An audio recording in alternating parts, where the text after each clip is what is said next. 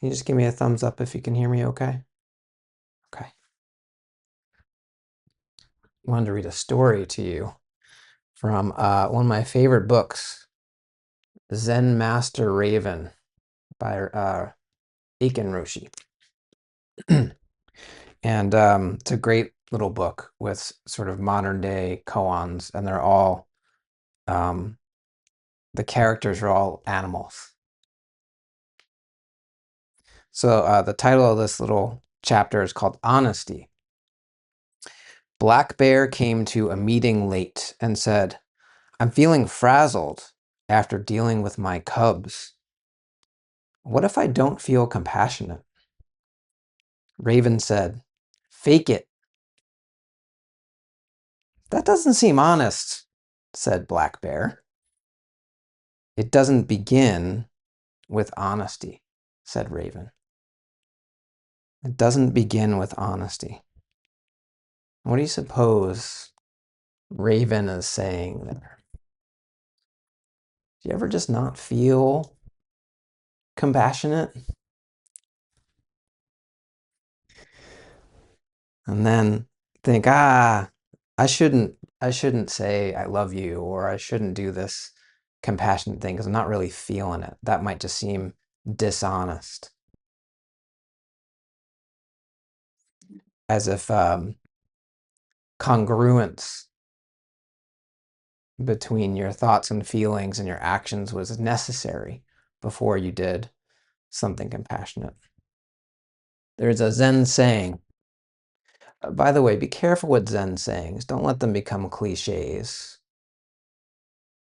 If you think you know what it means, let go of that and come back and maybe treat them like a koan. Look into it a little bit deeper. But anyway, there's a Zen saying. Little compassion obstructs big compassion.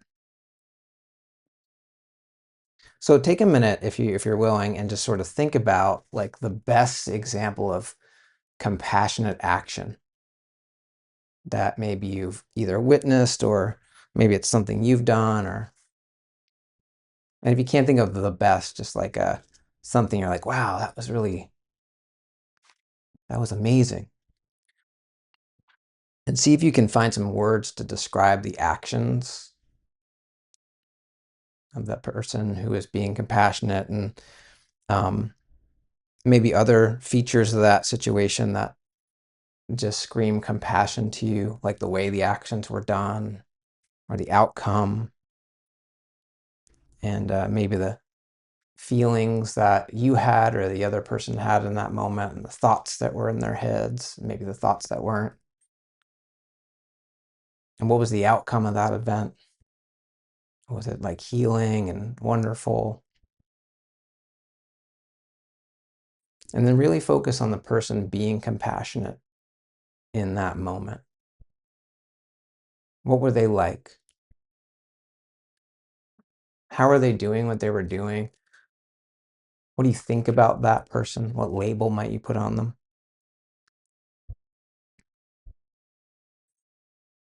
And what you're imagining right now is small compassion. That's the type of compassion that becomes a badge of honor. It becomes a character trait. It becomes an identity that has to be maintained, and it becomes a judgment. That's small compassion. And certain actions are not involved in small compassion. And if you buy into that idea of small compassion, you can sort of ignore certain things because, I do the important stuff. Small compassion, small because, well, first of all, when you think about it at this moment, it's just a thought or a memory. It's small because it's probably based on other thoughts and expectations and standards about what compassion is and should look like and feel like, and even what the outcomes of compassionate action should be. Like in the image in your head was the person receiving compassion, like really grateful and appreciative.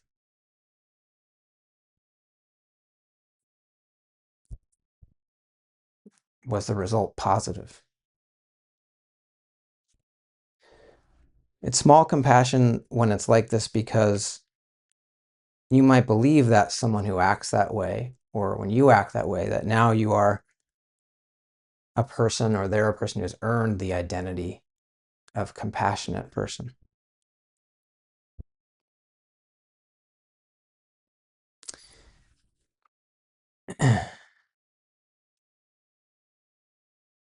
And that obstructs big compassion. So what's big compassion?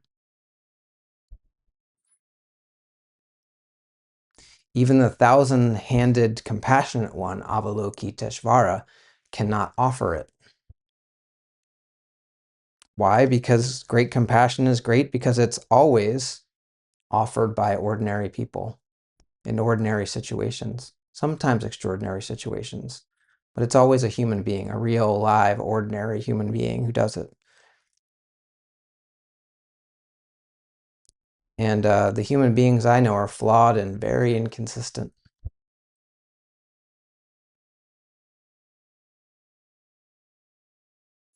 And the actions that we take are not always very skillful, and they're not always effective, kind of bumble. And when the occasion arises for compassionate action, they're usually not situations we're prepared for. They're usually not convenient.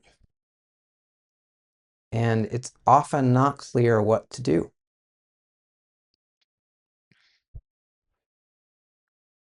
And these situations may or may not be accompanied by warm, tender feelings or even wanting to do the thing that we could do.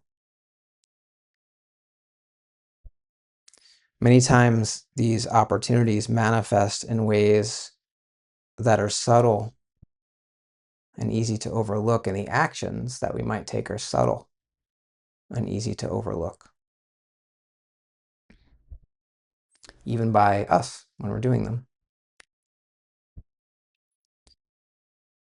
Great compassion lives outside the rules, like an outlaw or a ninja. Sometimes it breaks the law. Sometimes it gives life, and sometimes it takes life. And I don't mean metaphorically. But one thing is for sure, it isn't what you think it is. And it doesn't happen because you are a certain type of person.